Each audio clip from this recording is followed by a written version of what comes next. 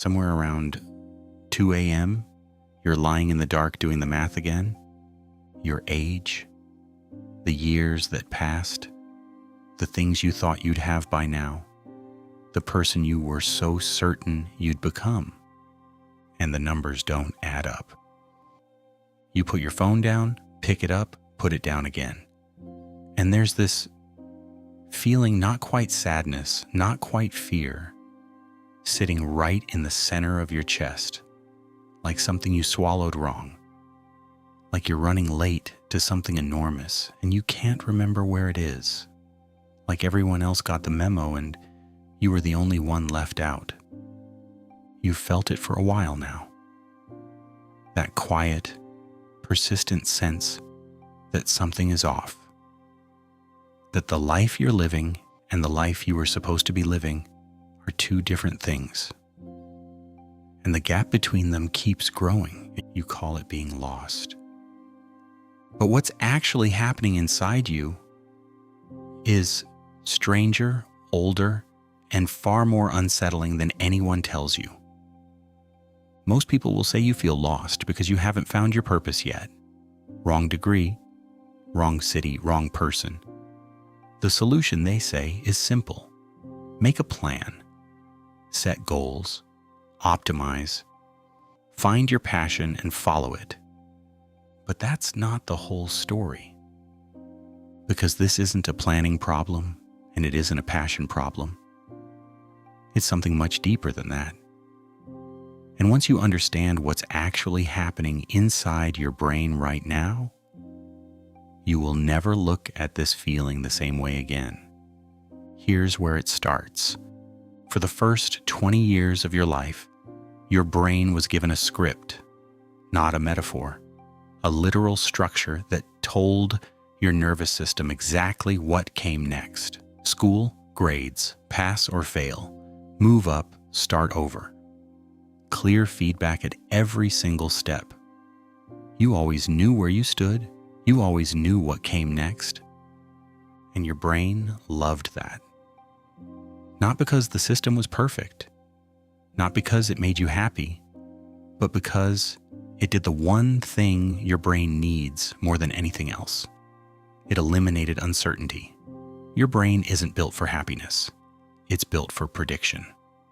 Knowing what comes next is the only thing that keeps it calm. And for 2 decades, that certainty was handed to you for free. And then, somewhere between 18 and 25, the script just ends. No warning, no ceremony, no next step waiting on the other side. Just silence. Just open space in every direction, with no fence line, no marker, no sign telling you which way to go. And this is where it gets dangerous, because now everyone around you seems to know exactly where they're going. Confident, certain, moving with a kind of purpose you can't quite locate in yourself, like they received instructions you missed. And your brain, which spent 20 years being handed a path, suddenly has nothing to follow. So it does the only thing it knows how to do. It loops the same thought 40 times a night. Am I wasting my life? Is this the right path? Should I have chosen differently? What if I'm already too late? What if this feeling never goes away? That isn't weakness. That isn't a character flaw. That is a very old brain running on a problem it was never designed to solve. Your brain evolved to handle immediate, concrete threats, not abstract ones, not, am I building the right life? Not, what if my best years are already behind me? Those questions have no clean answer, and a brain with no clean answer doesn't rest. It just keeps running. But here's the part no one tells you. Something else is happening on top of all that. Something completely new. Something no generation before yours has had to deal with in quite this way. You are watching other people's highlight reels in real time. Not just the people around you, thousands of people, tens of thousands, curated, filtered, perfectly lit, announcing promotions you haven't gotten, relationships that look completely effortless, lives that appear to be moving forward in one clean, unbroken line. And your brain takes all of that in and does the only thing it can do with incomplete information. It assumes everyone else is ahead, that there's a timeline you don't have access to, a map that everyone else received and somehow you missed. And this changes everything, because the map was never real. The timeline you've been measuring yourself against was never real either. It was a side effect of structure. School gave you grades, grades gave you progression, progression gave you the illusion that life moves in levels with clear rules and clear completion criteria, and then the levels ran out, and the illusion collapsed.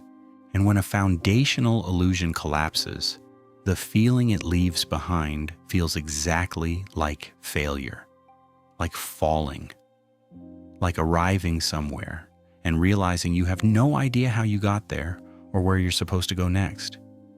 But this is the part most people miss. That feeling isn't failure. It's the first moment in your life where no one is deciding what comes next for you. And that's terrifying. Not because it's dangerous, but because it's honest. Because for the first time, the question of what your life becomes is entirely uncomfortably yours. If there's no map, there's no guarantee. No guarantee the path you're on is right. No guarantee the choices you're making right now will add up to something. No guarantee the confusion you feel is temporary. The uncertainty is real. And this is why it feels so heavy. For 20 years, the structure was quietly carrying that weight for you, keeping the big questions at arm's length. Questions like, why am I here? What am I actually doing? What if I'm already wrong? What if I've already waited too long?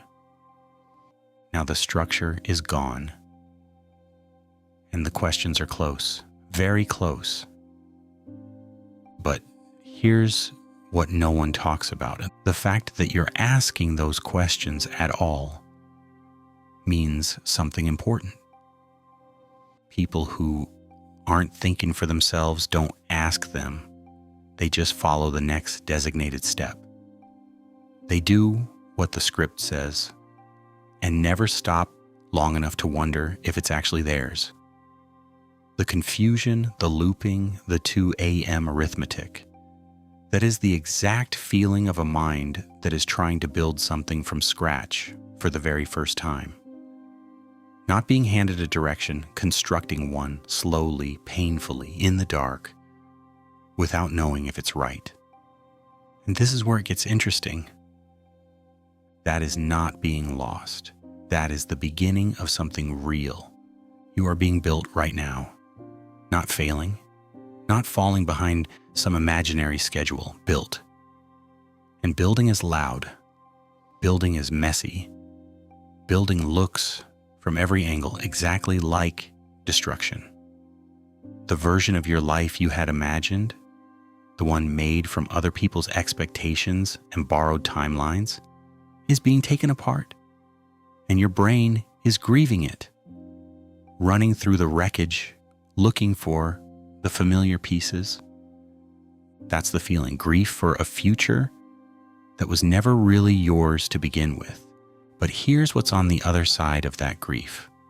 One day you will look back at this exact period with something that feels like recognition. Not because it was easy, but because you'll see it as the place where your real life started. Where you stopped inheriting someone else's story and started writing your own. Badly at first, haltingly, with enormous amounts of revision. But yours. Most people follow the script until the script runs out and spend the rest of their lives wondering why nothing ever felt completely theirs. You're doing something harder than that. You're building without instructions, in the dark, without knowing if it's right. And that is not nothing, and that is everything.